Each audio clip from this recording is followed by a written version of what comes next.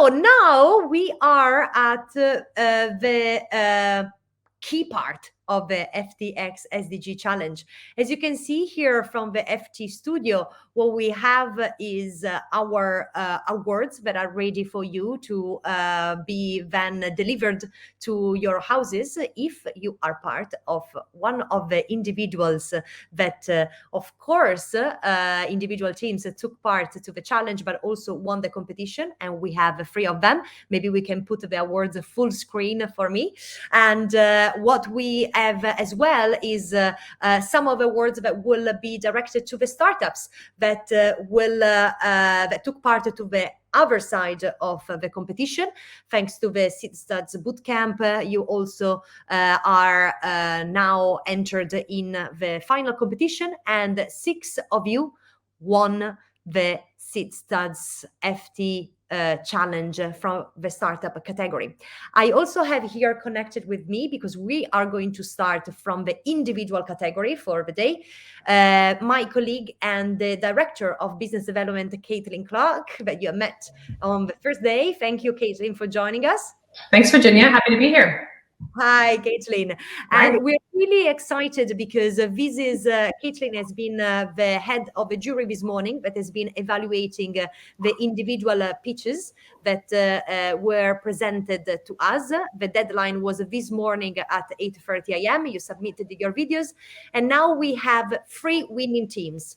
So we had, of course, 6 XDGs, 2 teams for each. So 12 teams have been competing for the challenge, but only 3, not depending on the SDG of a category, but it was more about the idea and the tangible solution they brought up to the idea. They have been selected, and they are 3rd, 2nd, and 1st prize. And I'm gonna now share with you my screen so you can see the challenge that has been placed as 1 second. The first one that took part, of course, to the challenge, but the one that is 3rd place for the competition. So the one that gained the 3rd place. The challenge itself was about good jobs and economic growth. I am going to let now Caitlin read the challenge as soon as the slides are up. The competition was between 5A and 5B and all the other 12 teams. And the question was, how can we encourage and incentivize companies to offer opportunities to people in emerging markets? How can we create those connections between companies and communities? And what actionable steps should be taken when working with those local communities? So this was a really exciting group of innovation and a really exciting group of challengers that we had participating in this. And based off the results and based off all the exciting pitches, 3rd place goes to Team 5A. And Team 5A presented us with a great innovation, a platform that connects credible local partners who possess strong on-the-ground expertise and know-how of how to navigate their respective markets with corporations looking to scale operations in these communities. So really trying to connect those 2 different sides of the solution, the people in the local communities and the corporations themselves. So congratulations to Team 5A. And Team 5A, so we have Christian, KD, and Alan that collaborated and worked on this idea. They are, as you can see, from very different countries, and they worked on the idea. I would see if it is connected with us from Malaysia. If not, what we are going to do is displaying now, of course, their 7 minutes pitch video, and then we'll hear from the team what has been inspiring them in their journey. So we can go with the video or we can go with the presentation. I will leave it to... Did you know that cocoa farmers only earn about 6% of the retail price of the chocolate bar?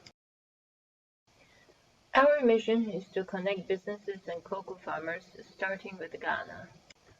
Ghana is one of the world's fastest growing emerging economies and the world's 2nd largest cocoa producer. The industry employs 2 million people and 850,000 farm families. How can we foster partnerships between farmers, buyers, and policymakers while promoting SDG Target 8.5, 8.6, and 8.8? Our solution, Ghana Connect, endeavors to support cocoa production, innovation, and value addition. We believe relationship and trust are key to the success of both cooperation and local partners. It is for this that we design Local Connect, a platform that catalyzes machine learning to merge credible local partners who possess local expertise and the know-how of navigating respective markets, with cooperation looking to scale operation in these respective communities. In addition to that, we found that this trust between corporations and local partners was exacerbated by contract complexity, where farmers signed contracts that they didn't fully understand, only to realize that the terms were harsh later on. In addressing this, we formulated standardized contract templates that will guide how partnership between corporations and locals are done. This is how it works. One will simply download the app, create a brand profile, and list whether they are a corporate or a local partner. Corporate can then create opportunity where one enters the description, location, and the eligibility criteria. Using this information, Local Connect will match local partners who fit the criteria with the opportunity and later recommend them to the corporate. What sets Local Connect apart from most in the market is that it eliminates middlemen, leading to reduced costs and increased trust between locals and corporations. Farmers can collaborate with agroforestry and agrobiology research facilities to introduce new disease-resistant varieties and explore fertilizer and pesticide application innovations such as using carbon sequestration technology for regenerative cocoa farming. The platform also enables local institutions to work together when adopting traceability protocols and establishing single origin marketing to enhance quality assurance. With the development of cocoa butter equivalents that threatens to reduce cocoa demand, farmers can work with corporations to develop new products, such as non-melting chocolate, and further cut cocoa industrial waste by partnering with biofuel, cosmetics, and livestock feed companies. So, the next question is, how are we going to market the platform to consumers? We can use the REACE framework, which is reach, attract, convert, and engage. The first step is to reach and build awareness and the visibility of our platform.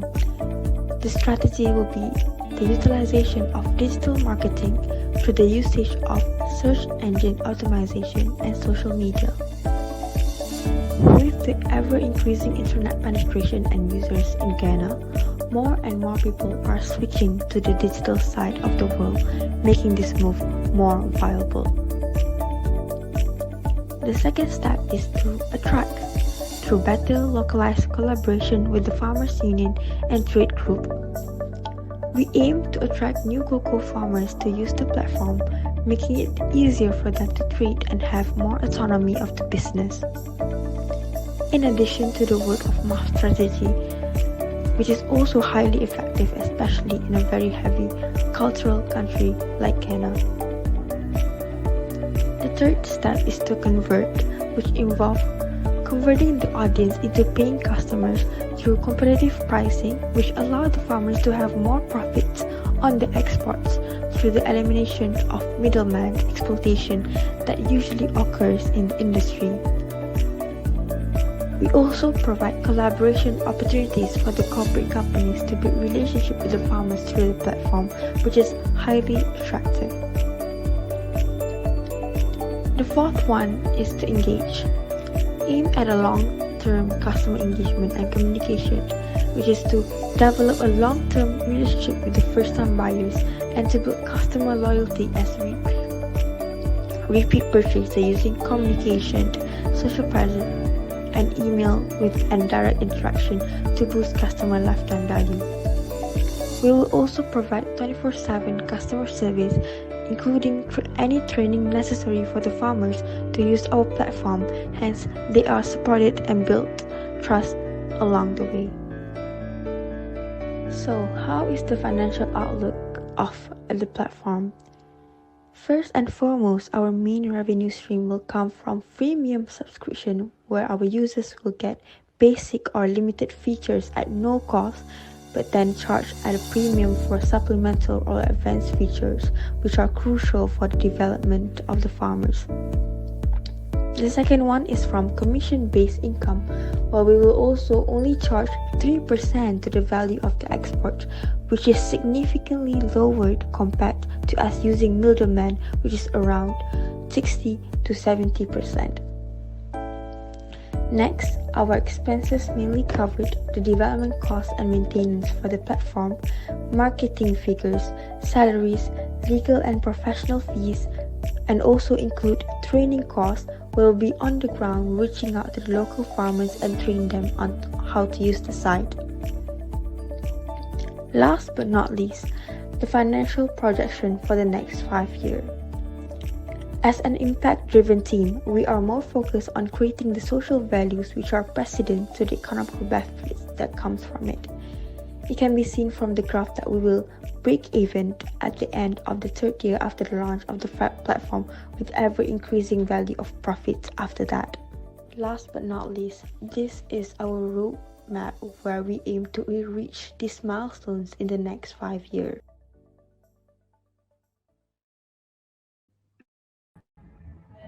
Thank you very much. And we have connected with us Is, that can maybe tell us a bit more about the project, what has been inspiring your team, and how we has been working together.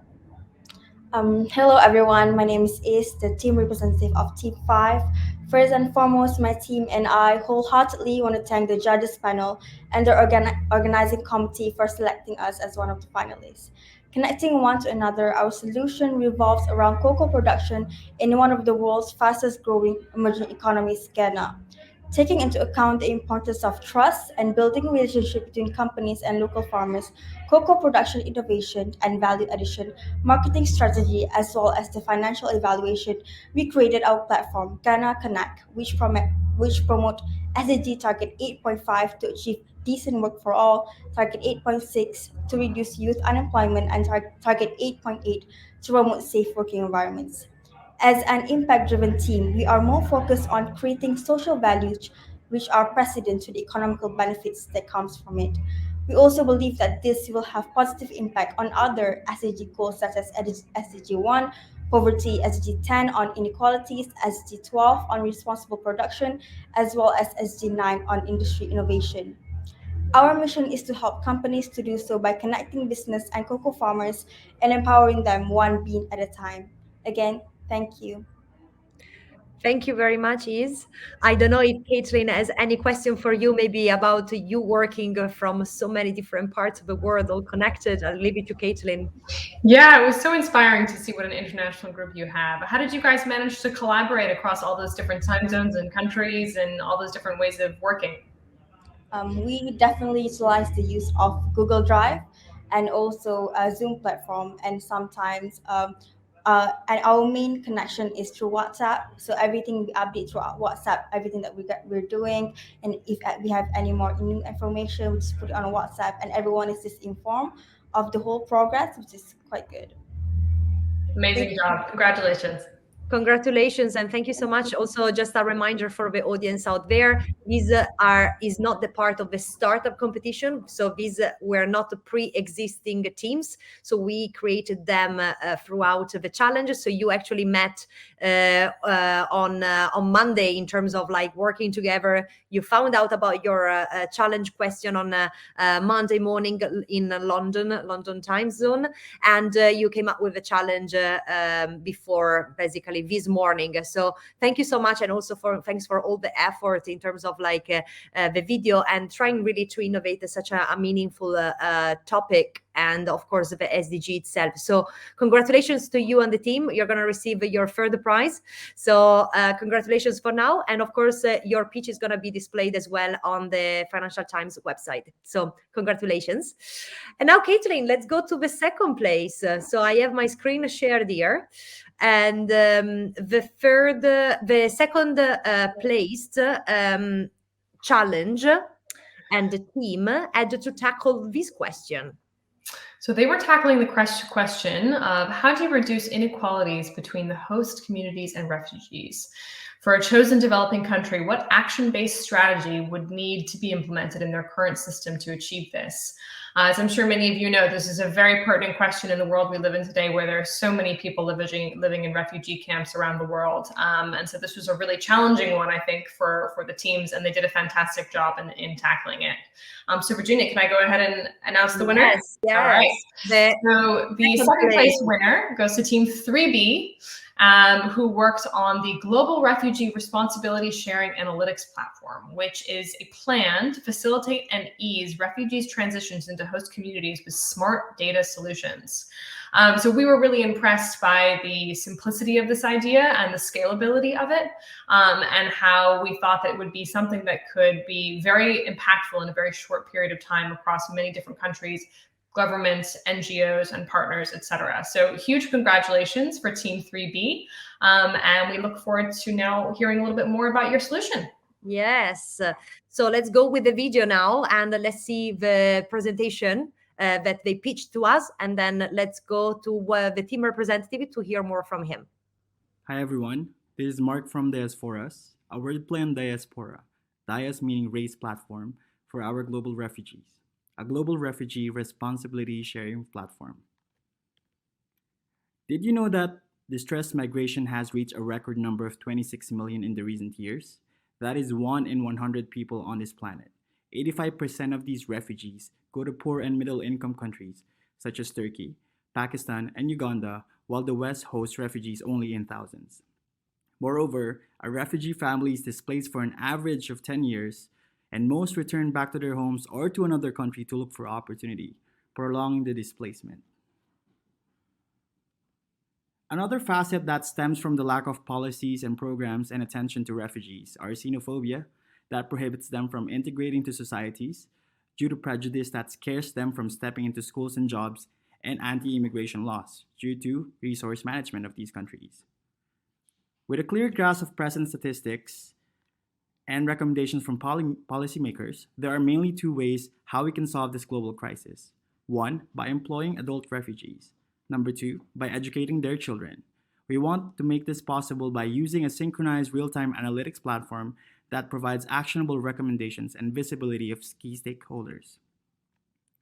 We present the DICE for Us, analytics-driven solutions for governments, international government organizations, national government organizations, schools, and employers. We have 3 main mechanisms with the following use cases and revenue streams. 1, scoring countries on how much responsibly they shared in the global crisis relative to their region. Use case, real-time synchronized analytics shared to the regional governments, like Southeast Asia and ASEAN. Number 2, platform to connect with other government officials to express overcapacity and undercapacity, and also partnership for different programs. Number 3, network of professionals and organizations that could help draft policies and programs to remedy capacity issues. Second, scoring companies on how many refugees they train and employ. Use case, real-time analytics of hosted refugees and capacity to host, network of educational institutions to endorse trained refugees, job analytics board to list likely jobs for trained refugees in existence and within the year, so we will predict jobs for them. And lastly, a marketing program for corporate CSR that alleviates xenophobia and boosts image for partner companies. Lastly, we score schools on how many refugees they admit and help land jobs. The following use cases. 1, real-time analytics of hosted refugees and capacity to host of these schools. Number 2, network of partner employers so that these students are assured of a job. Number 3, job analytics board to list likely jobs for trained refugees in existence and within the year. So schools will only train refugees in jobs they think they can handle and they can take, and jobs that will be in demand in the foreseeable future.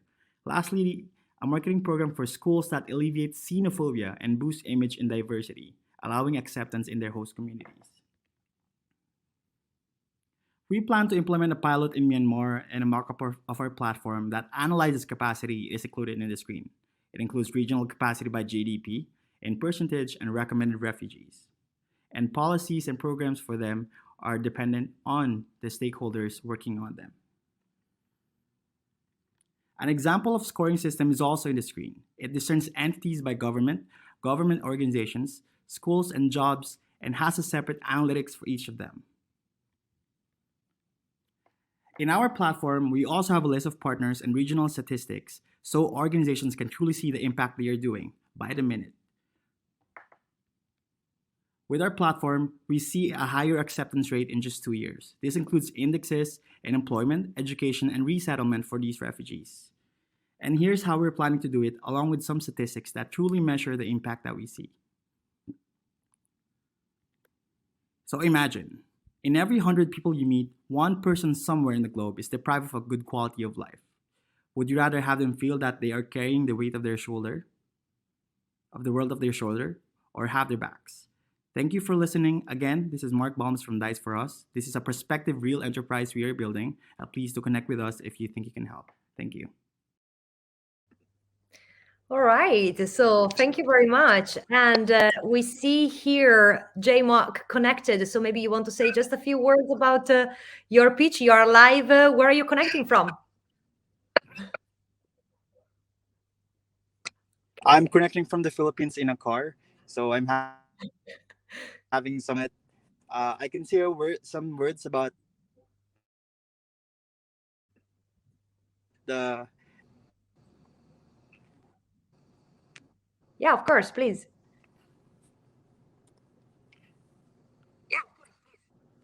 Okay, we might have some connection problems. Just give me. But we want. Yep. Okay, so we might need to disconnect with J-Mark because I can see that the connection is not working. We wanted to do this live to give him the opportunity to just share a few words. We tried to connect it before, but the team that you can see here from my slides that has been collaborating on this pitch has been really from all over the world, from France, Bulgaria, Pakistan, Indonesia, and the Philippines.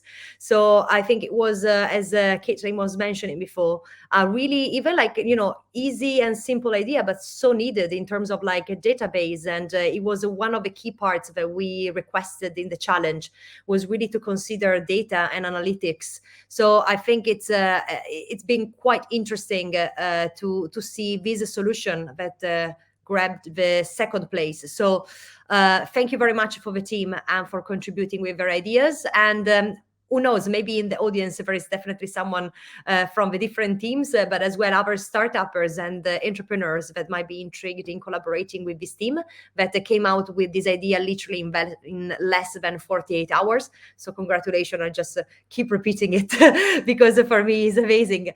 So now the first place, Caitlin, right?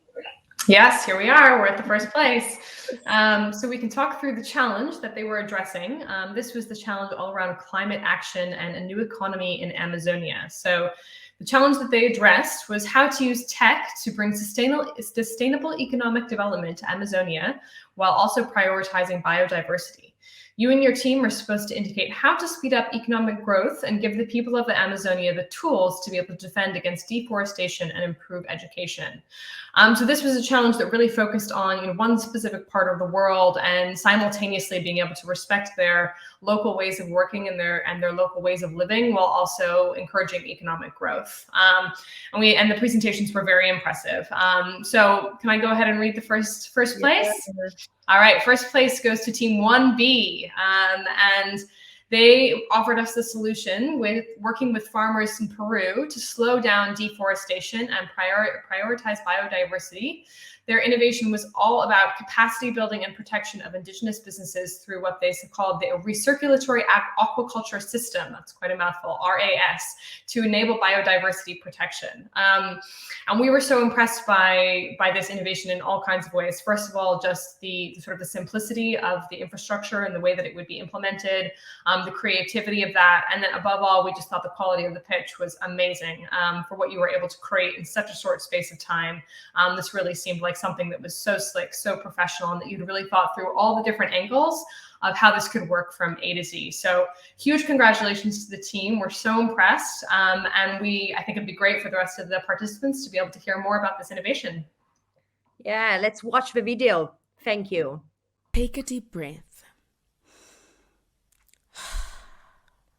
Refreshing, isn't it? And that is why we need to stop deforestation in the Amazonia, the Earth's lungs. The Amazon rainforest represents 67% of all tropical rainforests in the world and produces 20% of the world's oxygen. Between 2000 and 2018, over 500,000 square kilometers have been destroyed. The Amazonian rainforest plays an important role in limiting climate change by being a carbon sink, but it is suffering from deforestation, 80% of which is due to cattle feed and soybean demand, resulting in the displacement of indigenous tribes and communities. We at Agro-Eco-Hub Amazonia are focusing on 4 goals: empowering local communities, slowing deforestation, prioritizing biodiversity, and introducing new technology. Peru, our focus country, is 49% rainforest and loses more than 80,000 hectares of Amazon forest annually due to small farmers, yet 80% of its soy products are imported. Before overfishing killed its fishery sector,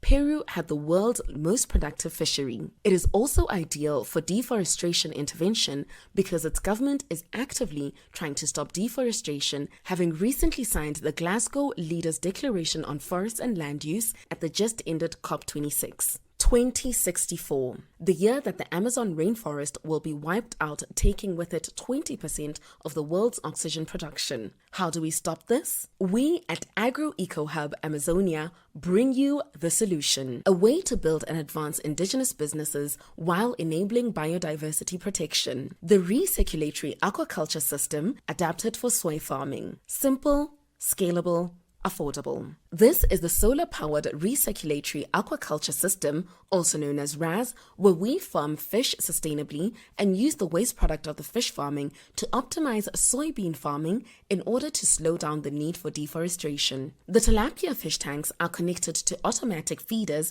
controlled by a mobile app that ensures that fish are fed on time in correct quantities to maximize resources and the environment. The fish tanks are providing water to the hydroponic beds, which grow perishable vegetables and cattle grasses and function as a biofilter, stripping water of ammonia, nitrates, nitrites, and phosphorus, so the freshly clean water can be recirculated to the reservoir and later back into the fish tank. The reservoir is monitored, especially for nitrogen contents, to control the amount of water released into the soybean plantation. The hydroponic grasses are harvested and fed to the cattle in order to stop deforestation. The entire process is automated. The outputs of this process are fish, perishable vegetables, cattle feed, and soy. Phase 2 of our project are botanical gardens. These are dedicated to the collection, cultivation, preservation, and display of a wide range of endangered plants. Visitor services at the Botanical Garden will include indigenous art exhibitions, educational tours, and other entertainment. Our main revenue sources are the RAS plan, which we will sell to local farmers, the perishable vegetables, which we will sell at wholesale to people who sell at the market, cattle feed, which we will sell to local ranchers, and soybean to sell to the local market to reduce the soy import bill from unsustainable farming. The Agro-Eco-Hub Amazonia sells the RAS equipment, its training and a service plan, and the farmer pays their monthly installments from their profits, or if they paid cash upfront, they can buy a monthly service plan to ensure their system is working at optimum. The solution contributes to many SDGs, including but not limited to climate action. Our main targets are the 118 informally settled small-scale local Peruvian farmers and plantation managers in the Peruvian Amazon. Our RAS-based technology would help them to be more profitable and sustainable. Moreover, we will ensure that 40% of managers in the hub will be women. In order to accelerate the development of our solution and its successes, we shall embark in partnerships with local communities, a few target startups, and institutions. First, on partnerships with the local community, we will work with the Inter-Ethnic Association for Development of the Peruvian Jungle, the Confederation of Amazonian Nationalities of Peru, and the Ashaninka Association of Integrated and Sustainable Fisheries. These organizations would act as advisors for how to engage the local communities and craft our systems to be better suited for them. Additionally, also help us onboard local farmers. On the startup side, the Rainforest Connection is a startup that identifies where deforestation is happening in real time and and where our services are needed the most for when we scale our project. Rainforest Connection is already operating in Peru. AgriTools is a startup providing digital tools to ensure sound agricultural practices through digitization. It would help us optimize the digital RAS monitoring system. They're currently actively seeking partnerships. Finally, on the institutional partnerships, we have the Food and Agriculture Organization, the International Fund for Agricultural Development, and the World Food Programme. They're all specialized agencies of the United Nations leading the international effort to fight against hunger. They would aid us in advocating to the government and farmers associations in Peru. There are currently no organizations in the Amazonia region using this particular combination of resources in this manner. Similar systems that we benchmarked off of are in East Africa, Asia, and Europe. As you can see in the tables, the RAS requires higher investment but ensures higher yield of fish, thus higher profits. Additionally, RAS offers substantial water saving of 94%. This system will lead to the employment of approximately 10 people per system. Furthermore, the access to education will increase as school attendance will not be reliant on agricultural seasons. Taking all fixed and variable costs into consideration, the mean net present value is doubled with RAS versus a traditional system for medium farms and significantly higher for larger farms, encouraging scaling due to economies of scale. Being more concrete on numbers, for a 10,000 hectare farm, the expected revenues are $11 million US. Then, as the expected operating costs are $7.7 million US, we would become profitable after 4 years. The estimated present value of our system is then $9.2 million US. The project will need funding of $15 million at $5 million per annum for 3 years, after which it will be self-sustaining from its profits. Most of this funding will be provided by international institutions. And here is our team. We are a group of diverse individuals from all over the world, and we believe that together we possess the knowledge, skills, and experience to bring this project to life and fruition. Thank you.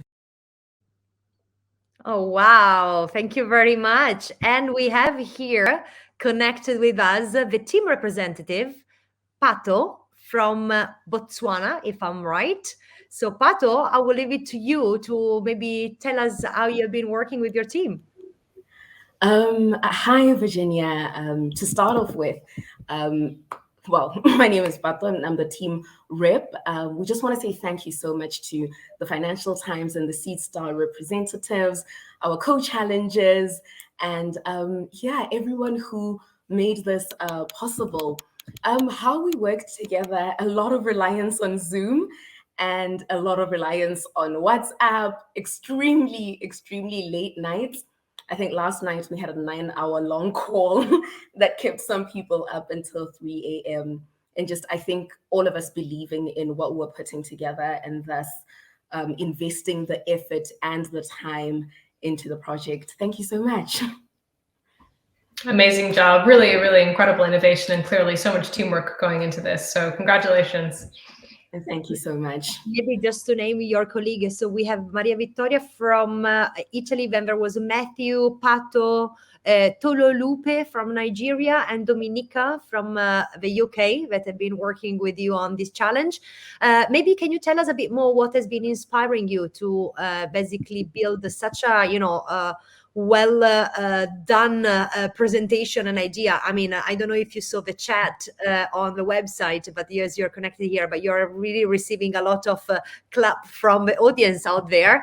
They really like your idea. So maybe you want to walk us a bit more through the ideation process and how you came up with the visa solution for still, such a vast challenge as the climate action one. Firstly, thank you so much to everyone for the kind messages, and congratulations to all my team members, Josh, Matteo, Vittoria, Dominica. Congratulations, guys, and thank you everyone for the congratulations message. But so when we first read the challenge, what we're looking for, we knew that our solution would have to have a lot of parts going on because there's so many different challenges. Amazonia is such an intersection of so many different challenges.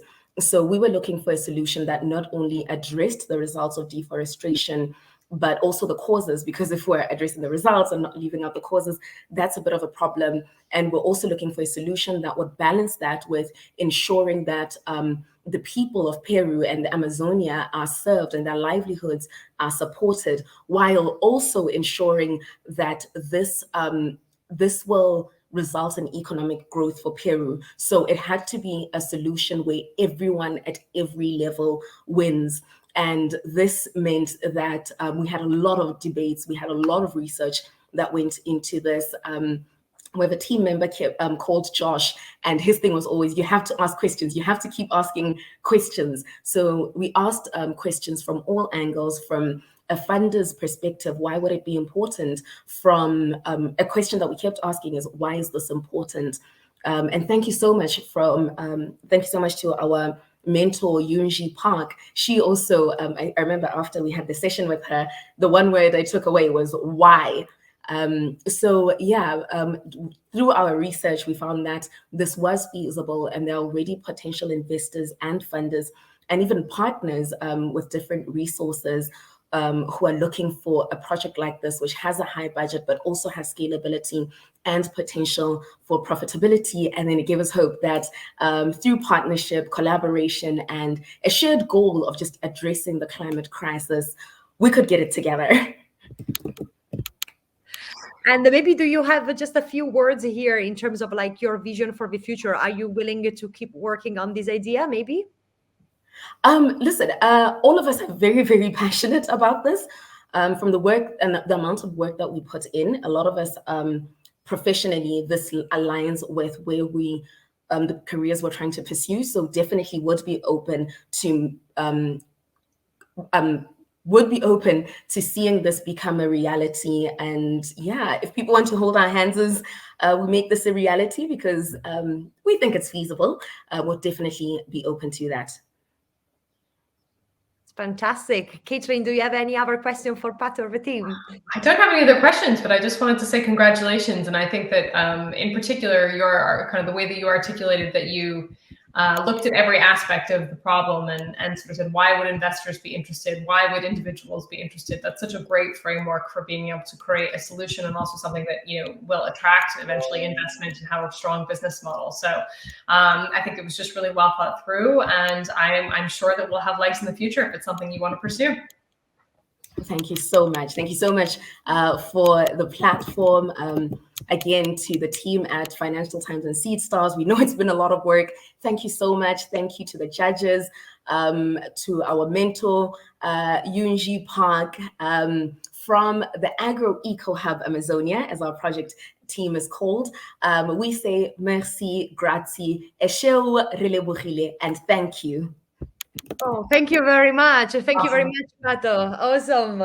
And thank you so much, Caitlin, for being the head of the jury this morning. We have been listening and going through all the 12 pitches. So maybe this is an opportunity also for the people that didn't turn to be one of the three finalists and three winners, just to have as well a round of applause, because still you pushed so much for the ideas. They weren't easy challenges, right, Caitlin? No. And no, I mean, they were not easy challenges. I think, you know, NGOs and governments don't know how to solve these challenges yet. So I think these were really impressive, what you guys were able to pull together in a short period of time. I was so impressed. And for anyone who was not in the winner's circle, it's certainly not a reflection of your hard work and what was a really, really impressive execution. Exactly. And I just want to thank all the teams for being really like working together and pushing for this, and also for the jurors that have been joining this morning. So thank you very much, Caitlin, again, and the team. And so for now, what we can expect from the next sessions. So what we will be doing now, again, we have been analyzing the individual pitches. So just to reframe a bit for you what has been happening behind the scenes, and maybe for the audience that is joining, just to know about the groundbreaking innovations that we are trying to bring up to life with this FTxSDG challenge. We have been dividing the different people that came here to the challenge in two groups. Ivory, they already had a pre-existing startups. Thanks to Seedstars, they went into a boot camp, and some of them, only the finalists, took part to the actual challenge, so to this past week. Then we had another group of which you saw the 3 winning teams, but we had 12 of them and 60 individuals from all over the planet that have been collaborating and trying to tackle in less than 48 hours the FTxSDG challenge, the 6 topics. But of course, as you saw, there were some specific questions that they've been presented to, and they tried to give some new answers, but also some new business ideas. I really want to congratulate again with the 12 teams that took part into this. And now we have been waiting for this part, I think, for quite a lot. And I see here connected with me Alizé, back from today. Hi again. Hi. It was Did you really, like really her cool presentation? to listen to the individual challenges, and it's so nice to see like a global collaboration. I was really impressed, like the diversity of the teams. Exactly. And I think this is really thanks to our collaboration and with FTx's SDG challenge that we really were able to bring so many diverse people from all over the planet, but also from the most diverse backgrounds. The more we were checking, Yeah. there were people that are working in NGOs as much as consulting firms and banks, or are studying at Columbia or Harvard, or they are just entrepreneurs literally from all over the world on the ground and trying to bring innovations. And they took this opportunity to present their ideas. Maybe they needed to be a bit refined, and maybe with a bit of Seedstars help, some of them can enter into an entrepreneurial journey. Who knows? So Yeah, well, it seems the motivation was there. absolutely. So now we are very, very excited to jump into the next session, but I will leave it to you. So we are really exploring who are the startup winners that enter into the finals, but now also are the winning teams for the 6 SDG. So over to you, Alizé, and to the different team members that are going to join you. Yes, thank you so much. So really the objective of the Startup Challenge was to highlight some of the innovations taking place around the world, meeting the founders, their understanding their challenges and how they aim to have impact at scale. Just a reminder, the prizes include a fast track to the Seedstars investment fund, where we've been investing now with a portfolio of 75 companies in 32 markets. There will also be given access to the growth program, which is one that is taken on by many of the companies we've invested in, and also the larger community that wants to get to that level of growth stage. And of course, the visibility package from the FT Talent, which really helps to better shed light on the challenges that you are trying to solve, but also the opportunity of investment in your respective markets. So the way it's going to go is that we're going to be presenting one by one the 6 winners. They've all prepared a small kind of elevator pitch to give you a sense that you really understand the problem and the solution that they are giving, because not all of you have had a chance to meet with them yet.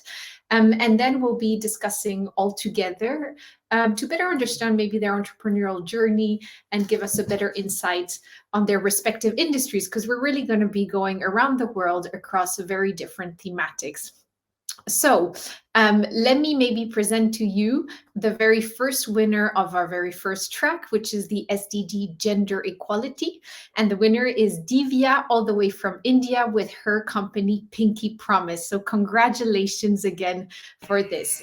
Just for everyone to know, did you know that in India, out of 360 million women who menstruate, 80% have no access to a gynecologist? Moreover, most women avoid gynecologists and Google their symptoms, but more than 90% aren't able to find a solution to it. So let's check out how they're going about solving this challenge with her elevator pitch. Hi, I'm Divya Kamelkar from Mumbai, and I'm the co-founder of Pinky Promise, innovating in the gender equality category. The problem that we are trying to solve is that in India, of 360 million women of menstruating age, 80% of them do not have access to proper reproductive health care. In fact, we only have one gynecologist for 5,100 women of menstruating age. There are also social barriers. When we surveyed women with access to a gynecologist, we found that 70% chose not to go to one. because there are a lot of taboos attached with talking about your periods, vaginal discharge, etc. And so, what do women do? They Google their symptoms. In India, in any given month, in English alone, reproductive health keywords are Googled more than 100 million times. However, we found in our surveys that 90% of the women who Google their symptoms did not actually find a solution. And so we built Pinky Promise to give reproductive health care in mobile phones in every single woman's fingertips. The way that we do this is we have a chatbot that walks a woman all the way from a particular symptom to an understanding of that particular symptom. We also have chat rooms, which are issue specific and anonymous, for community support and follow up questions. The chatbot serves as a basis for a lot of automation. We're working on bringing in automated prescriptions, which are going to cost 80 cents, which is 1/4 the price of even the cheapest telemedicine consult today. In addition, we're also trying to use our data from the chatbot to build curated marketplaces for our users.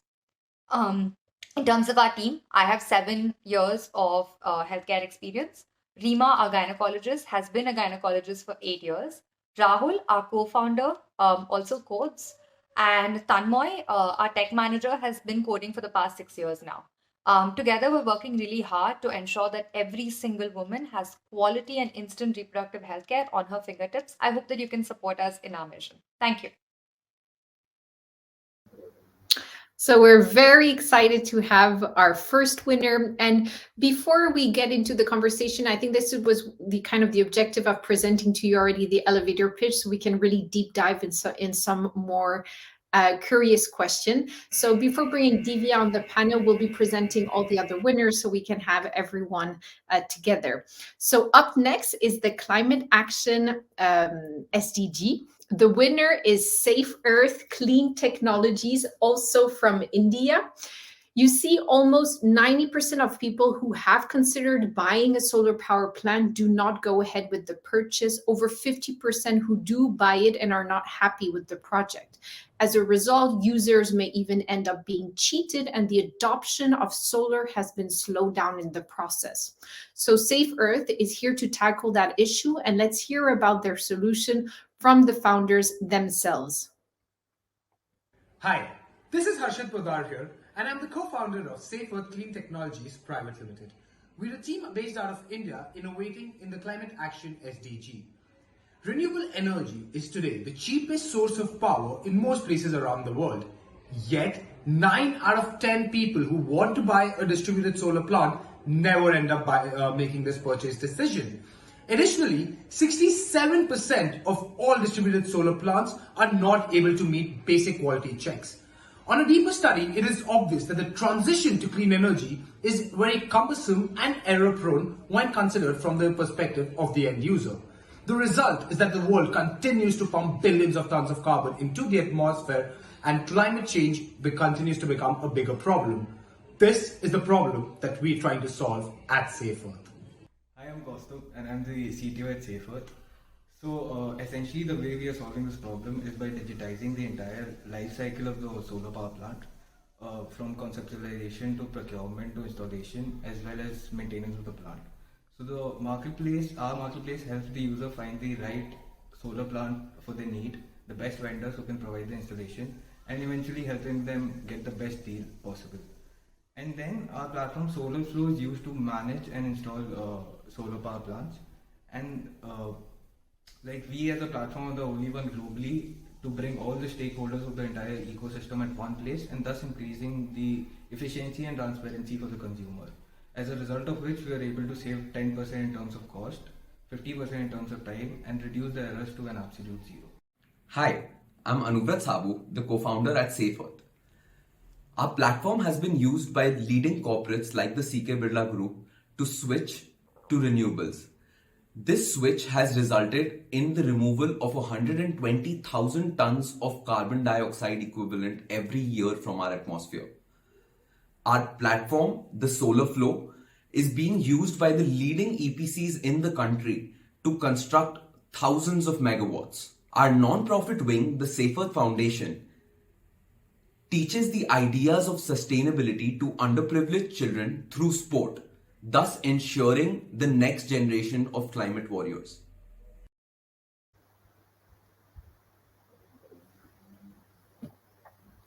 Now, heading onto the third track, we have quality education supported by the Management School of Fribourg, and the winning startup is Anthem. Again, we're from India, as this year the number of applications from this country was highest with nearly 15%. That's quite impressive, noting that we had actually 145 countries represented during the sourcing phase. So the startup Anthem tries to solve a key issue in the education sector. Currently, 80% of educational institutions in India do not use any technology to manage day-to-day operations, which of course has an impact on the quality and efficiency of education itself. So let's hear more about the company from the co-founder and CEO, Shiv. Hi, this is Shiv Adiviralagan. I'm one of the co-founders of Anthem. We are innovating in quality education team. We're based out of Chennai in India. In India, 80% of educational institutions do not use any technology to manage their day-to-day operations, which severely impacts the quality of education as well as their efficiency in terms of operations. Anthem is an extremely affordable SaaS product, which is easy to set up, ready to use, and requires minimal customization. We are currently working with 30,000 plus educational institutions across the country, and we help them automate their core functions such as fee collections, expense management, admissions automation, and student communication. We are a team of 70. We are two co-founders. I am one of them. I have another co-founder, Pavi Ramani Shankar, who has been a former educator before starting Anthem with me. Thank you so much. Congratulations again. So we've got a big representation from India, and it will be really interesting to see if they have kind of insights on kind of all the different industries that are being presented right now. So now going on to reduced inequalities, I'm happy to announce that the winning startup is Duka from Kenya. A recent report by the Central Bank of Kenya indicates that SMEs constitute 98% of all businesses in Kenya, creating 30% of the jobs. However, small shops selling consumer products struggle to get a one-stop shop for their procurement, financing, and logistic needs, making it even more expensive for the end consumer, where over 50% of the population is still living under $1 per day. So let's see how the founder Victor is solving this problem. I am Victor Maina, the CEO and founder at Duka, which is in Nairobi, Kenya, innovating in the reduced inequality, which is SDG 10. The problem we are trying to solve is for a small shop that is selling to millions of households across Africa, and these millions of households are living under $1 a day, and which is 50%, and 80% are living under $4 a day.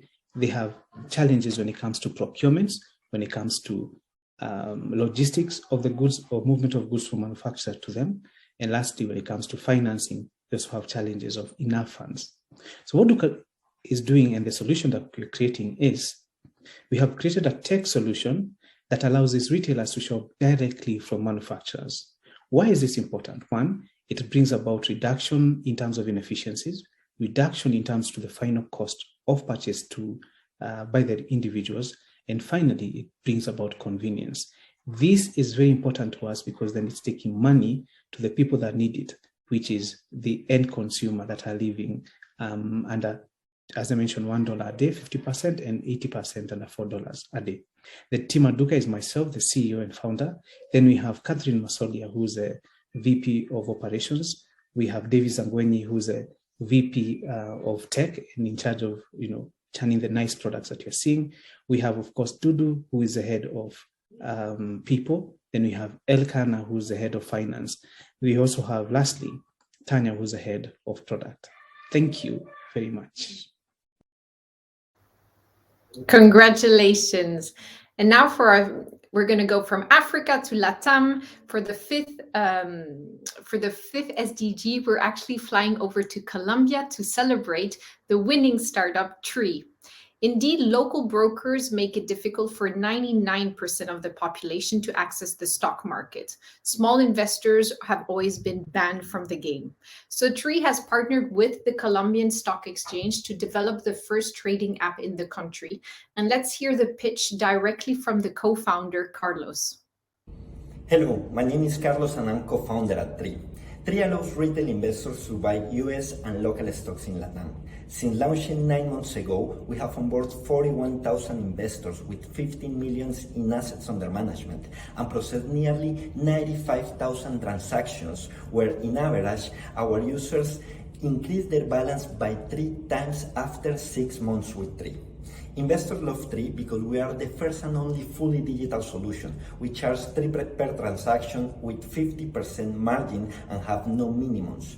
In contrast, local brokers have no digital onboarding, charge up to 50 per transaction and have a minimum of 15,000, making it very difficult to the 99% of population in Latam to access these services. We can serve millions. We are the team of former investment bankers, former McKinsey consultant, and top-tier developers who were frustrated that we couldn't meet the minimums to buy equities in Colombia, so we decided to start Tree.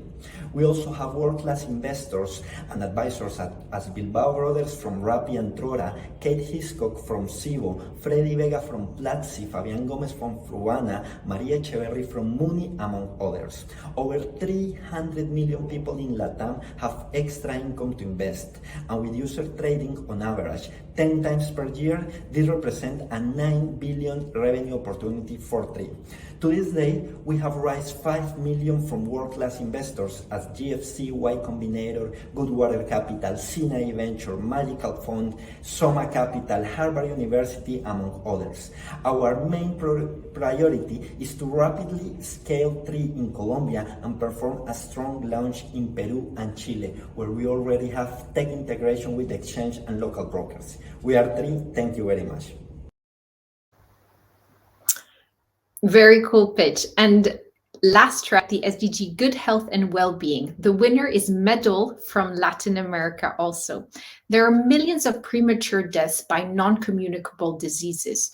Most premature deaths can be avoided by medications, but 1 in 2 prescriptions are never filled. Medication is confusing, time-consuming, inaccessible, expensive. And so Medal aims to solve this issue with an end-to-end prescription platform. So let's hear more from the founders themselves on their current model and the vision for the future.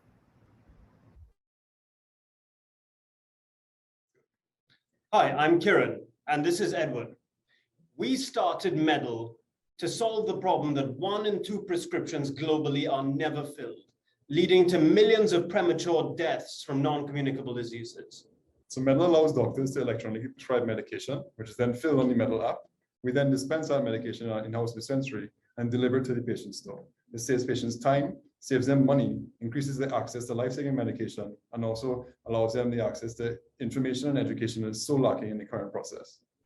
The top 5 countries in Latin America alone spend $100 billion on medication. If we capture 5% of that market, we'll be a $5 billion company. So in order to achieve this, we've assembled a team of experienced clinicians, software engineers, and a former commander from the war in Eastern Afghanistan. 2021 was a good year for us. We won awards from IDB Lab, PAHO WHO, and Microsoft, and raised $2 million US in investment. So we launched our beta in March of 2021. We currently have 129 doctors on the platform, and we have signed deals with insurance providers to onboard 340,000 of their members. Our mission is to transform 10 million lives in Latin America, but that's just the beginning. Right now, it costs more than $1 billion to develop a new therapy. And that's why almost 90% of drug trials are conducted by and for the rich group. Using big data, we intend to slash drug development costs and enable transformative new preventative therapies for the developing group. That's how we go from being a $5 billion company to a $30 billion company. Thank you.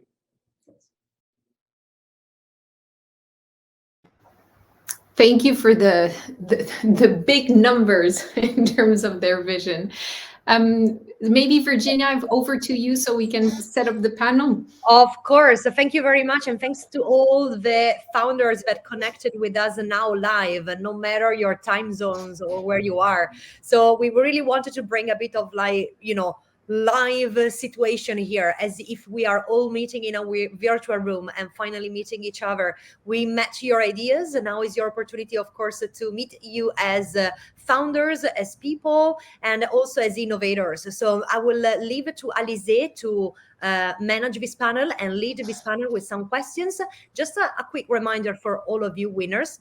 Your pitch is going to be displayed on the Financial Times website, as much as on our PR About Us piece that is going to come out on Monday. So look for your presentation and your pitch to be on the FT Pink pages.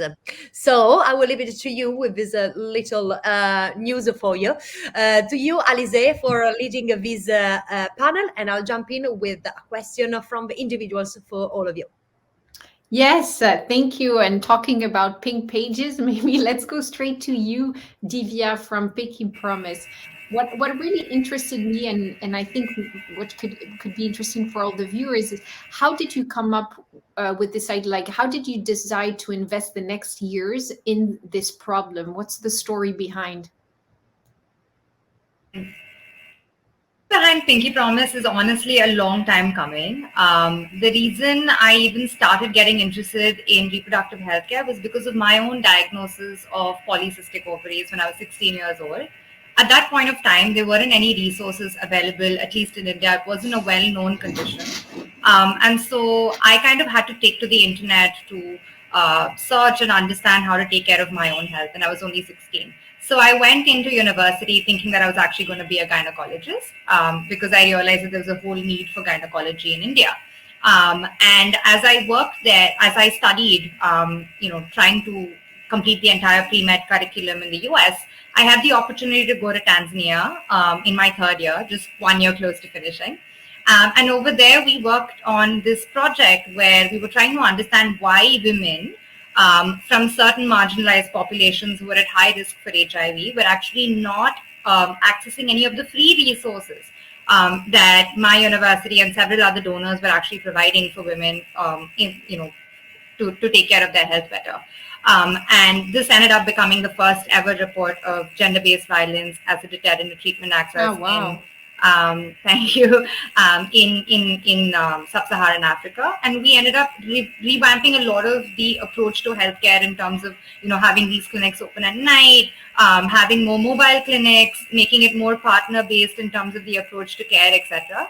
And I realized that maybe I'm more interested in a systems-oriented approach to healthcare as opposed to being a practitioner. So I then went to work in the government. I worked briefly for the Delhi government on gender and healthcare, trying to make healthcare systems and public infrastructure more accessible to women and safer, because Delhi, unfortunately, has the dubious distinction of being extremely unsafe for women. And I then kind of worked in healthcare consulting for a few years and realized that, when it comes to reproductive healthcare, which is so core to the lives and longevity of women, we still are at a stage where, for example, in India, although 93% of cervical cancers are preventable, we still contribute to 1/3 of the global cervical cancer burden. So going deeper into that issue led us to realize that maybe the entire way that healthcare systems are structured are not actually friendly for women. So if we can take it away from an infrastructure and bring it to their fingertips and make it more instant and make it more accessible, you'll kind of be defeating both the social barriers that result in women not seeking healthcare access, as well as the privacy issues that women face when it comes to talking about their reproductive healthcare. Of course. So that's kind of the story behind Pinky Promise. It's a bit personal, it's a bit experiential, and that's how we evolved this.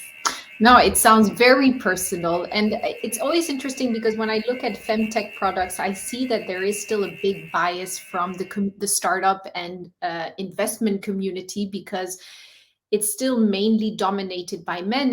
And so many times I've seen that there haven't been enough capital inflow in this sector simply because they don't relate to this problem or not. I don't know, for the other men in the panel, is this because you're also in other regions around the world, and Divya mentioned in sub-Saharan Africa, it's definitely a reality in terms of the social barriers, privacy barriers, infrastructure barriers. Is it similar in your regions?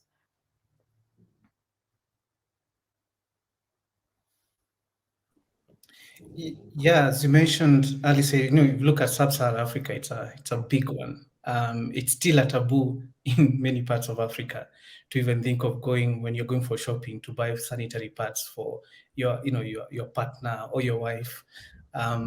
Many men would frown at you, and if not, as a man, you'd feel maybe I shouldn't do that.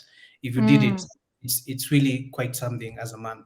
But most importantly is that we grow up, not normalizing that this is a normal part of life, and you also play a part. These are sisters, they are mothers, Yes. people that you work with, and there are people that later we fall in love with. So when you start taking such kind of an important aspect of their life and not, put attention to it, what it ends up doing is hurting you in the process. Productivity at work, performance of the confidence of the women that you're raising, even our daughters and our sisters and our mothers. So it's a problem that we should also be jumping into and addressing. Definitely affects us. But what we see is that we still haven't gotten to a point where we need to normalize it and play a huge part in it, and see it's not just a Divya problem that it's amazing she's sorting, but it's also a Victor problem, and what do I do about it? Yeah, it's a global issue. And what's really interesting, Divya, is even the way you pitched Pinky Promise, how you're speaking now, it's crazy how much you're normalizing it, because a lot of the words you use are such taboo, may it be, and it's really impressive that it's part of business, it's part of life. We've got to address it, because we're actually losing lives, we're losing like productivity. I mean, at every level, whatever indicator someone wants to look at, it's really felt. And Divya, I know your traction is really great, and you haven't kind of sought yet the funding route, but has this been an issue within the investment circle or potential partners, investors of putting FedTech as a priority and a real investment opportunity? Like, how has the landscape changed or not in India, for example? So interestingly, in India, I feel like I've been aided by the struggles of women before me, especially when it comes to fundraising, especially when it comes to starting up. A decade ago, or even just say 6 years ago, there are so many women who have now built unicorns and extremely successful enterprises. And like, for example, Nykaa, which is a female-focused company, recently had a wonderful IPO. And I look up to Falguni Nair, who actually decided at the age of 50 to become an entrepreneur. Similarly, there are several other really high-valued startups led by women, or who have like female-heavy teams in their leadership, that have broken that norm, right? Which said that this particular industry or this particular target group or women as consumers may not necessarily lead to an IPO, may not necessarily lead to a unicorn. And so I feel like a lot of that has been kind of, because of women struggling before me, I am benefiting from the tailwinds of it. So right from the beginning, I think that Pinky Promise has seen a lot of inward interest from investors who just want to know more about what we're doing, etc. So we are having those conversations. And I feel like very often I don't have to do that job of women's planning, women's health. I'm not setting that context. I was very often prepared for it. I was prepared for a much longer introduction.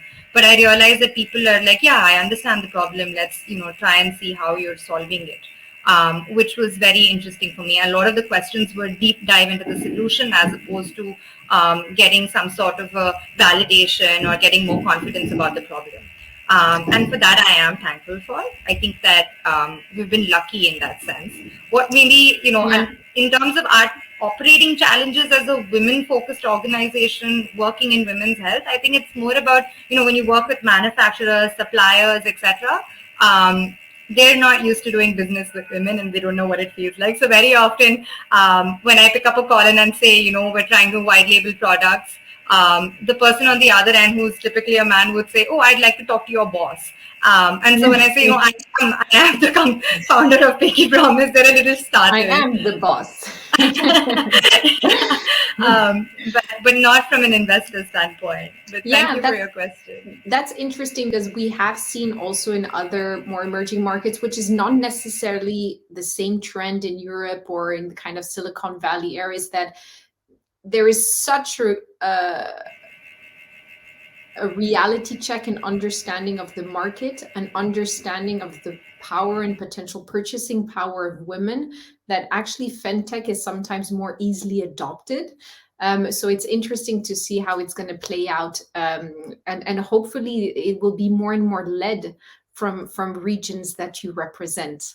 Maybe staying just in India for a bit longer, but Harshit, founder of Safe Earth, it's always what interests me the most is kind of the why behind these projects. But how did you come about launching Safe Earth? And you mentioned indeed through the challenge that you're trying to solve, the complications to reach mass adoption for solar energy. And so what has been for you the kind of unique selling proposition that makes you believe that you can really scale in your region and abroad? Well, firstly, thank you, DC, for to the entire Seedstar team and the team from Financial Times for hosting a wonderful event. Over the last few days, we've really been awed by how smoothly you guys have Oh, hosted the great. event. Now, to answer your question, actually, our journey into sustainability began in the year 2014. Back then, we were in college and we discovered that you could finance a solar plant without paying anything upfront. It's $1 million asset, but you could get it without paying anything upfront, and you would save money from the day one, and you would save the planet from day one. To us, that just felt like there was music to our ears, and we decided to pursue the idea. We started working at another startup. By we, I mean my co-founder Anuvrat and I. And over the next few years, we would have visited over 1,000 different customers. To us, we were selling a pot of gold because we were selling them savings as well as prestige from day one. But we were really surprised to find that the adoption was very laggard and very slow. People did not perceive that pot of gold as gold. And we started asking why. Why was this happening? When we started looking at the problem from their perspective, what we realized that none of them had bought this product before. Everyone would be buying a solar plant in the 21st century. They've never bought one before. An average user faced a lot of different challenges, and the entire adoption process was very cumbersome and error prone. So that's why we decided to try a different approach. We decided to start Safer. And what Safer that really did is we brought everyone on one common platform, all of the different stakeholders of the industry, being the end user, the service provider, the manufacturer, the investors who are investing into solar projects. We brought all of them on one common platform and ensured that there was a very transparent and effective process in place, so that a project could be implemented from conceptualization to running it for 25 years. So we made. But Yes. I mean, in the complexity of what you just said, putting everyone on one platform where everyone is still not digital. I mean, yes, to a certain extent, but then getting them to do business on the platform, like, how did you do that? Absolutely. In fact, we still do in the process of doing that. In fact, Yeah. it did not happen all at once. We started out with just one sort of unit of the problem, which was we supply, started yeah. out with the marketplace. That marketplace was essentially connecting service providers to customers. Once the marketplace picked up significant traction, we added another module to it, which was then connecting the manufacturers to the service provider. So essentially, it started out small as an experiment. It really started out as an experiment for us because we were really passionate about this space and we wanted to really find out the right solution that could scale globally. So it really started out as an experiment for us. Once we saw this minimum viable product do well, we started to build on that. And recently, last year, we launched what we like to look as our future control panel, the brains of our entire company, which is SolarFlow. It's a tool that essentially helps you manage the entire project end to end, and that's really what the connector connecting all the different stakeholders now. And that's where we see that now we'd be able to really help people all around the world who essentially want to transition to clean energy. Wow, very impressive. And let's just see how big the problem is. Who here on this panel is powered by solar energy? There we go. Oh. No, but I completely agree. There really is this concept of value and proposition where it sounds like it's a heavy upfront cost, but as you said, there's so much awareness and education to be done around that. And actually, talking about education, Shiv from Anthem, there's so many sectors that have been affected by the pandemic, but absolutely the education sector, I think, has been completely accelerated thanks to the pandemic. How has the last 2 years been for you? How is the adoption going on for the different education institution? Yeah, so first of all, thank you so much to the entire FT and Seedstars team for providing this great platform to connect with other great founders and also giving us an opportunity to talk about the work that we are doing here at Anthem. Thank you so much, and for everyone who made this possible so far. Now, to answer your question, Alize, I think the pandemic has impacted different industries in a very different way. I think I would say that the education sector has been one of the most impacted, particularly the offline educational institutions, right? Yeah.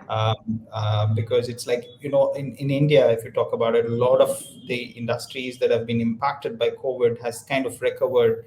But still, the recovery of educational institutions are not happened. It's not happened to 100%. We still don't have educational institutions that have really opened up. And wherever institutions have opened up, there is like COVID scare, and they're closing it down with the Omicron variant around, people talking about it again. It is kind of leading to a lot of fear among parents and students to go back to physical classrooms. So I think technology has really helped educational institutions to kind of stay afloat and continue to provide education. Again, this has got different kind of impact because again, access to technology is different among different segments of the society. Right, the digital divide is very much prevalent in countries like India. So access to technology for educational institutions, access to technology for teachers, and also access to technology among households, parents and students is quite different. Across different the strata of the society. So in some sense, I think Anthem has been able to kind of democratize access to technology. In fact, ours is one of the most cheapest and affordable technology stack that we provide to educational institutions to automate their operations, starting from managing their income. We started with income because, after the pandemic, educational institutions really had to face a lot of difficulty in terms of collecting the outstanding fees, because the perceived value of education really went down, because parents started to question, well, my kid is not actually attending school, so he's not using the playground, he's not using the lab, so should I really pay the fee?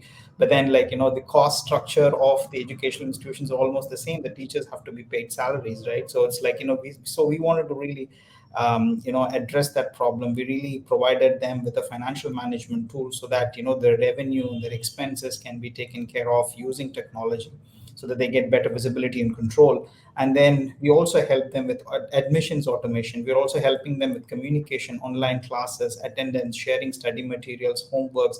All of this we have been able to provide with a low-cost technology. I mean, our subscription plan starts with as low as $50 a year, right? And then it goes up. So it's really really affordable. Tailoring We start with $50 a year, and even the highest plan is $200 a year, right? So ours how do you measure?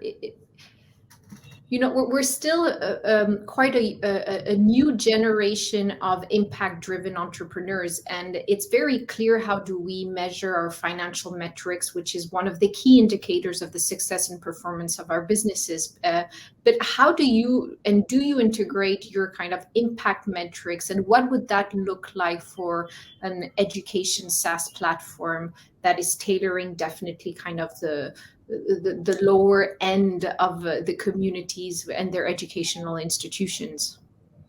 Yeah, so I think for us, like what really matters, the North Star metric that we chase is like how many students we connect through the platform, right? So that's one of the North Star metric that we look at, and Okay. of course, like the what we start with is like how many educational institutions have adopted, because for us, like we'll be able to impact students only if educational institutions are adopting us, because that's the most important thing. So currently we have 35,000 plus educational institutions on the platform, and the last 6 months Wow. have been we've scaled really well. We've been literally doubling month on month in terms of number of educational institutions that are coming on board, which indicates that there is a huge gap for affordable technology in the education space. I mean, there's been a lot of SaaS products that have been working in the education space for the last 2 decades or maybe 3 decades, but I think most of these technology products are focused on the top tier schools, the wealthier ones, right? But I think this is the first time I think someone is really looking at helping small to mid-sized educational institutions with the technology stack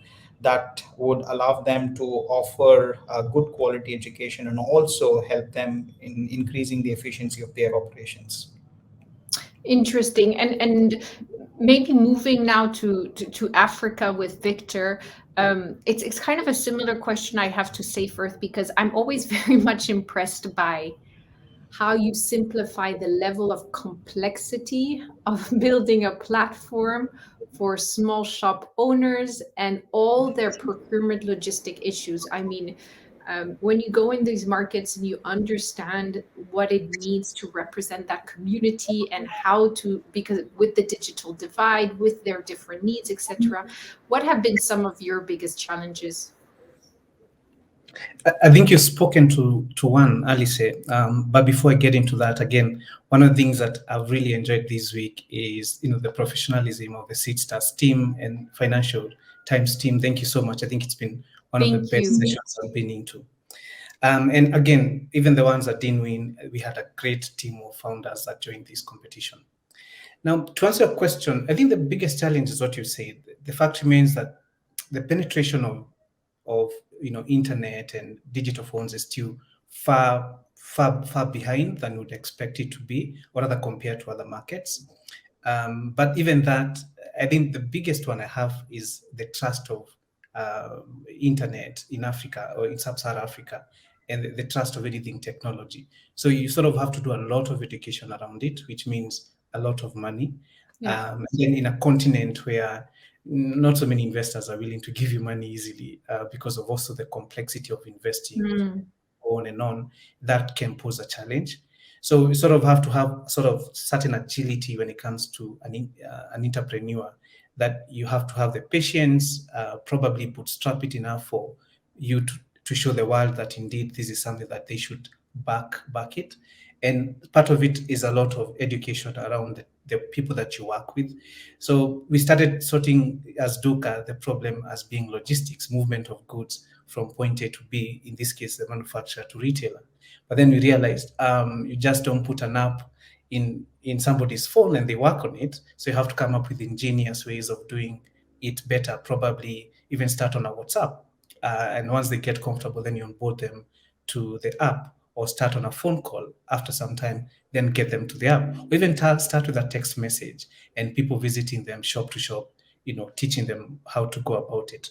So that's the complexity, to your point earlier, can be a bit of an interesting one, because then on one hand, you're building an amazing tool, but it's not amazing if people are not using it and unlock the benefits once they start using it.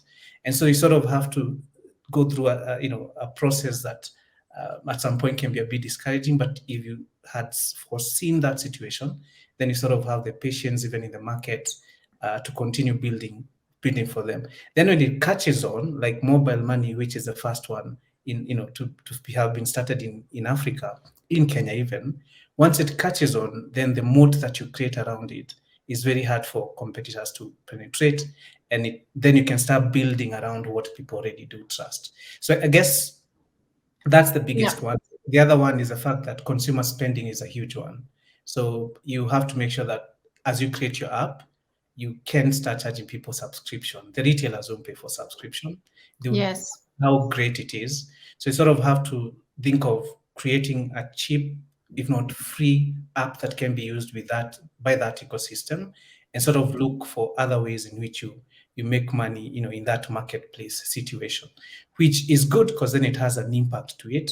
Hence the reason, Duka, I hope, one of the reasons that Duka won this is because of the reduced inequalities can be seen almost instantly. But also importantly is that the benefit, you feel good, you wake up every morning, you see you're helping because, your app is being used for free. But of course, once it catches on and people are willing to even pay for it, in this case, the manufacturers, then the benefits are being seen across the board from investor to the market, to the impact of moving goods efficiently and effectively. And as you scale, how much of your supply chain you're going to have to verticalize yourself? I mean, I've seen in so many businesses where you start off with the marketplace for agriculture and then you become the one that provides the credit lines to the farmers.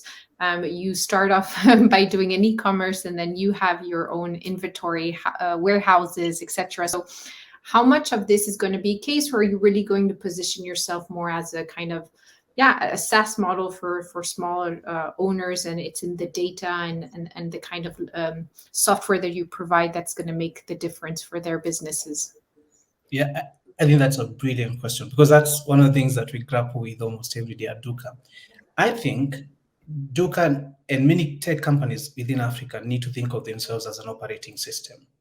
And as an operating system, to your point, if you look at just the computer, then there's the office, there's software part of itself of operating the computer and continues on and on. How we consider ourselves is that we'll create what we need to create to support the SME to become effective.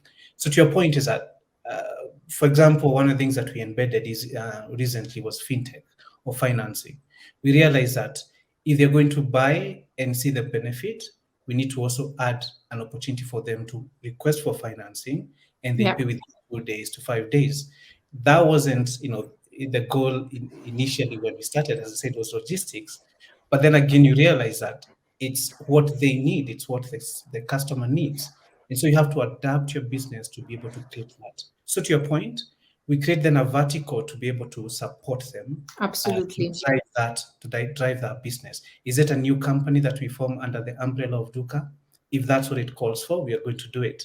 Then we realized that as we went on that they also extend credit to their individual customers. And so as they extend credit to the individual customers, we ask, okay, instead of writing on a book and then later the book gets stolen or you lose it or fire happens or something else, why don't we give you a tool that can help you manage a bit better? And if they like it and we can see it helping them and making that ecosystem, that supply chain better, definitely we do it. So as we start to move ourselves as an operating system, then opportunities crop up. And as in any opportunities, the 80-20 rule comes up. There's one that is going to catch on, it becomes your cash cow, others become question marks. And then over a period of time, you start picking which one is working.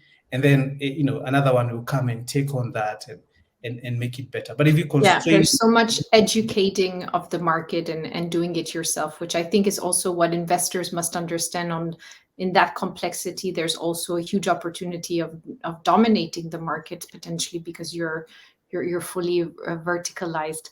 Carlos, maybe going over to you. Very interesting. I mean, you have this powerful traction, a lot of people looking into your business. What kind of motivated you to launch this, and how have you been, because you said that a big part of the work is also educating the population on the opportunity of investing this way, and what have been some of your more complicated challenges?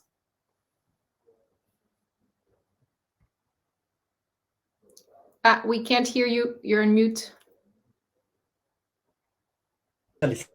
Actually, we aim to have a huge impact on inequality and be an engine for economic growth in our countries, Individuals in Latin America have very poor access to good investment tools, making it very difficult to progress economically, to achieve dreams and goals, and help many people who need a hand, Institutions as retired funds, among others, and retail investors suffer the lack of liquidity, the few investment options, a lot of barriers, and many problems that will be solved with more access and better education.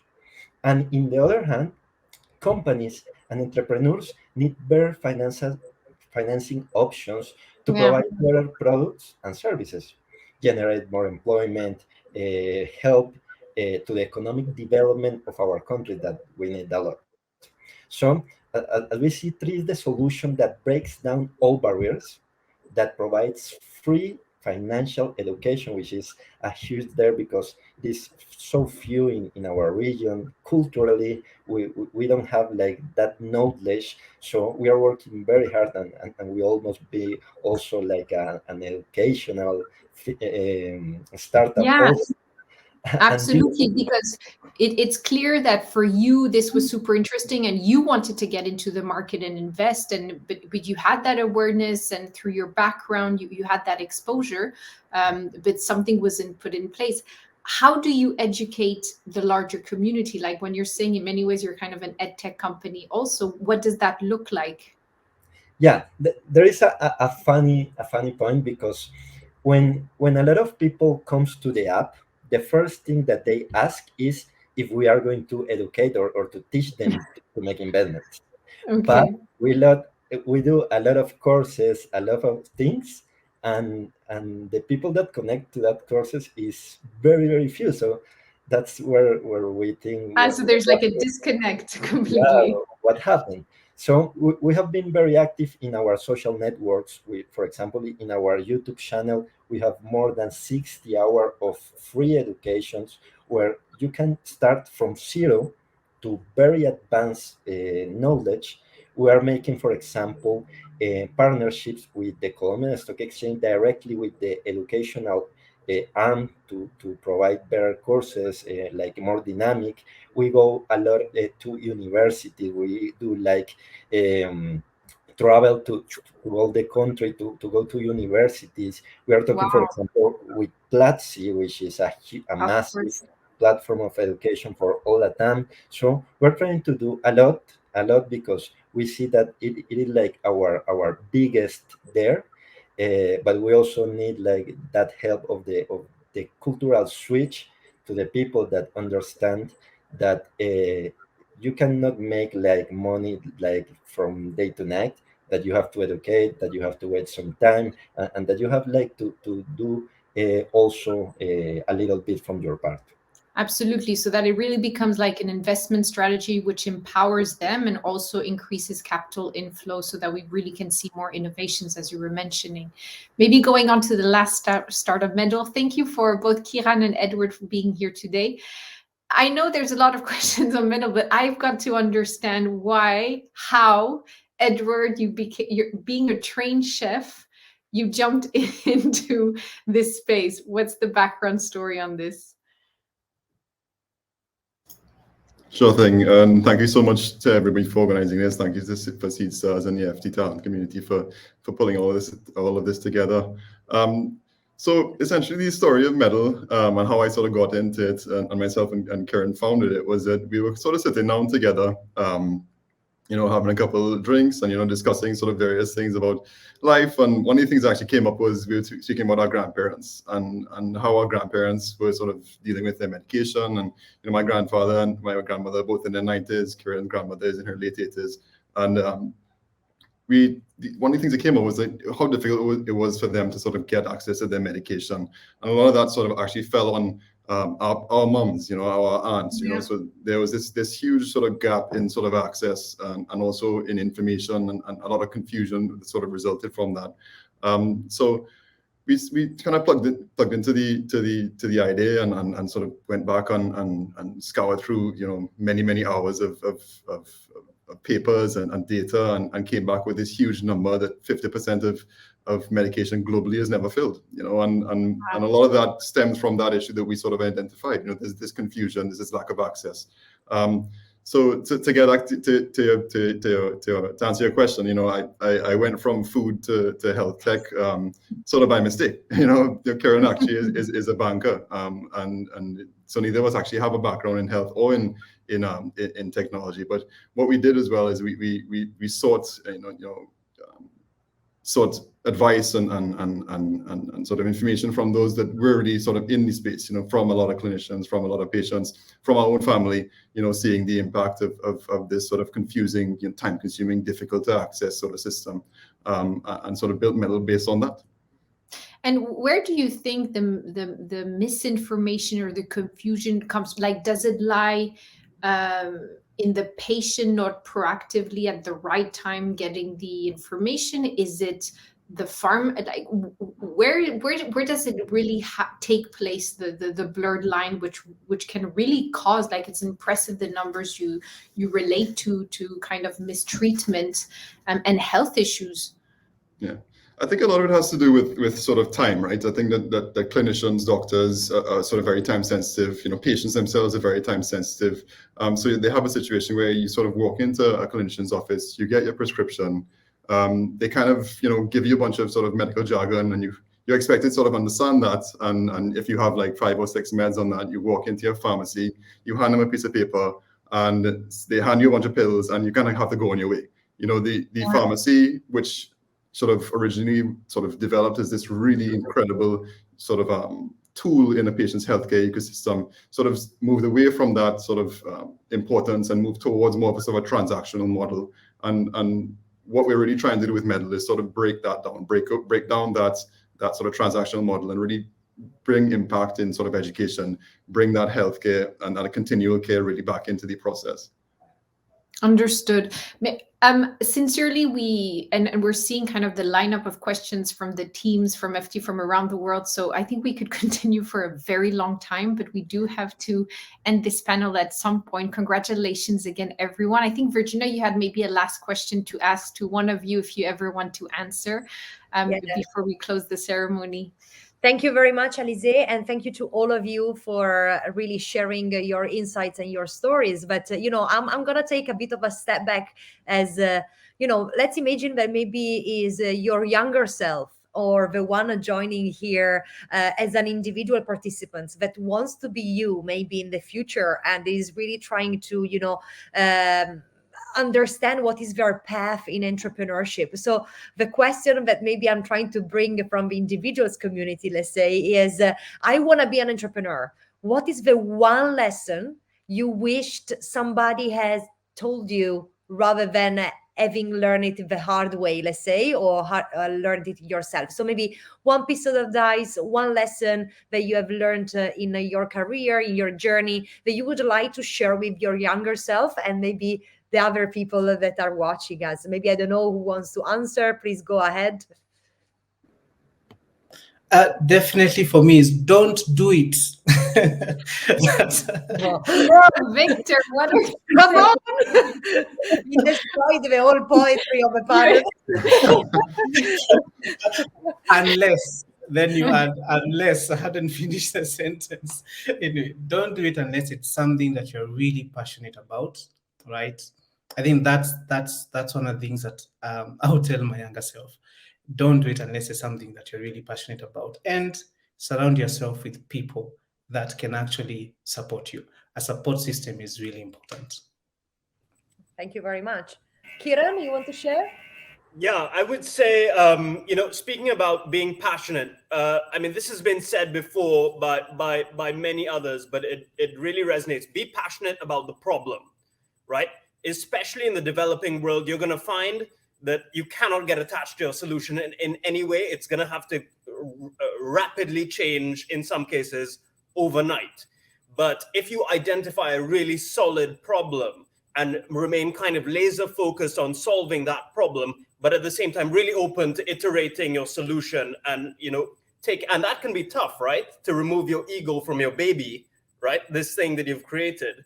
But just remember, all right, you're going to solve the problem, and maybe it's not going to look like what it looks like today.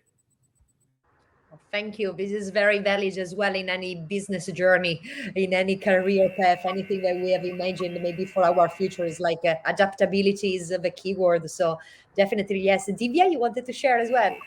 Yeah, I think I just wanted to add to what Kiran was saying, that iteration. That's the most important thing. But also in any startup, it's so important to go extremely deep, because you need to realize that you know the problem and you know the solution more than anyone else does.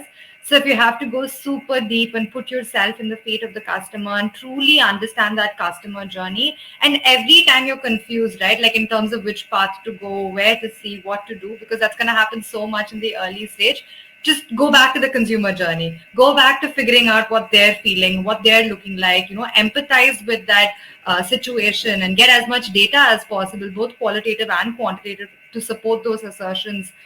Think of it as a very like hypothesis driven journey. And I think that's really helped us. I didn't realize that it's going to be so data centered and scientific when I started out. But that's what's really helped in moments of doubt and confusion to figure out which path to go down on. Thank you, Divya. Thank you very much. Anyone else that wants to share a tip? Yes, Carlos? Maybe also be execute. Stop overthinking, stop being afraid, make more errors. The graveyard is full of fantastic ideas that could change the world, but many people didn't dare to make them real. So make more mistakes and execute. Yeah, there was a sustainable development entrepreneur, but also professor that used to say that entrepreneurs are dreamers who do. So it's like people that dream, but actually do and do the thing and make their hands dirty. So I think that's very important, the ideation and implementation. So that's for sure. Anyone else that wants to share? Otherwise, yes, Shiv and Alsi. So I want to talk about the importance of the team. I think, particularly the first 10 members that you bring on board, like, for budding entrepreneurs who are just getting started on the entrepreneurial journey, I think the first 10 members make a huge difference. So I think it's worth every minute that you spend on bringing on board the right team members. Victor did touch upon that. Surround yourself with people who are going to support you. So surround yourself with team members who are aligned with the mission, who are as passionate as you are about the problem. I think that's very, very important. And I just wanted to add just slightly about what Shiv is saying. I read a statement which is culture eats strategy for lunch, And one of the things that I've noticed is that if you don't build a culture in your company, no matter how big a problem you're solving, no matter how huge and it can make you money, you're going to sooner or later go down. So I think that is important. The team, I think it's the biggest resource that we have. People duplicate systems all the time. You never come up with a brilliant idea that nobody else has never thought about. Very hard. But these ideas that we think about, somebody else has thought about. But the team is the most important resource. So that support system, that surrounding ourselves with a great team, will probably win more for any entrepreneur than the ideas in our head, because ideas in our head are very genius until you start implementing them and realize they're not so genius after all. So a great team is the biggest resource that you can ever have. Talent wins game, but teamwork wins championships. So that's definitely important. So I don't know if there is anyone that wants to add anything else. Yes. Doubling down on what Victor said, essentially, it all just boils down to the entire constant throughout the entire journey of entrepreneurship is going to be the problem that you're solving. Unless that problem is something that you're deeply passionate about, irrespective of the success of the journey itself would not be a fun one. So to make the journey worthwhile, it has to be a problem that you're deeply passionate about and that you can spend, the prime of your life pursuing. So yeah, make sure it's a problem that's worth it. I should probably jump in because Go, because everybody else has spoken, so I should say something too, right? I just want to say, everything you guys have said is so brilliant, and just congratulations to you all. And it's a real honor for myself and Karen and our team to be included in this competition and to be surrounded by such an absolutely brilliant group of entrepreneurs making absolute huge changes in the world. And really excited about the future. So thanks, guys. Awesome. No, thank you. Thank you very much. And thanks really for joining. And I just want to thank, of course, all of you, but also all the people that took part to the challenge and the overall initiatives, maybe even the people that didn't get to the finals, but are watching us and watching you. And maybe they can be inspired by you and try next year for the other round of any other competition and not lose faith, of course. And I think if you're here, it's important to talk about resilience and perseverance, because I think what you're doing, it might be even really needs a lot of energy, but above all, like keeping the constant of working hard, and especially for the kind of issues and the problems you're trying to tackle, especially in some markets, I think is double the job. So really maybe a message for the other entrepreneurs out there is to keep the energy up and keep the walking going. And of course, I want to thank again Alize for joining us today and leading the panel, but also being really a key part of this partnership between FT and Seedstars. Thank you. Thank you very much. And now we are unfortunately at the end of the event, and but not really the end. So we are going to have still a networking session happening on Zoom. You have received the links. I'm just going to share here a very quick presentation with all of you. I've already said, of course, that this has been an amazing experience. We've been all connecting from all over the world. We really hope you could feel a bit of, breathing innovation and being with us, even if virtually, being in the same space, mind space ecosystem that these virtual rooms and studios have been bringing you. So just a bit of a recap of the demographics. As you can see, you really cover all over the planet. We have participants that have been really touching all the 6 continents. 53 countries were represented today and the past week. As Alize was saying, more than 140 were covered in the application process. So we are really expanding globally, thanks to our partnership with Seedstars, of course. Here, as you can see, a bit of like in terms of gender, I think there is a good point for us in terms of we want to push way more for female entrepreneurship. We saw Divya as part of the winning teams, but that's not enough. I can't stress this more. It's important that we are going to be pushing and really driving more female entrepreneurs to take part of these initiatives, because it's important that, as we said, we have the people that are tackling the issues also part of the community. For example, if we are talking about gender equality, it's not a must, but it should definitely be represented within the teams and the founders, the voice, of course, of the community that we are addressing our idea to. So I think there is still work that we can do. Is already a great percentage, but we want to do so much more for next editions and next engagements. As we said, we've been connecting from the FT studio. Unfortunately, I've been home due to COVID. I'm still here. And as many of you, I think you can relate that we need to isolate. We have been taking a lot of pictures during the networking sessions. And now we definitely have the last one, an awards ceremony happening on Zoom. So please don't go away. Again, congratulations to the team that have been winning the individuals competitions. They've been taking a few screenshots here. And what can I say more if not really thank you to you all. Really stay connected, connect with the Financial Times, connect with Seedstars. We are here for you. We are 2 platforms, 2 organizations that want really to empower the entrepreneurs of today and of the future.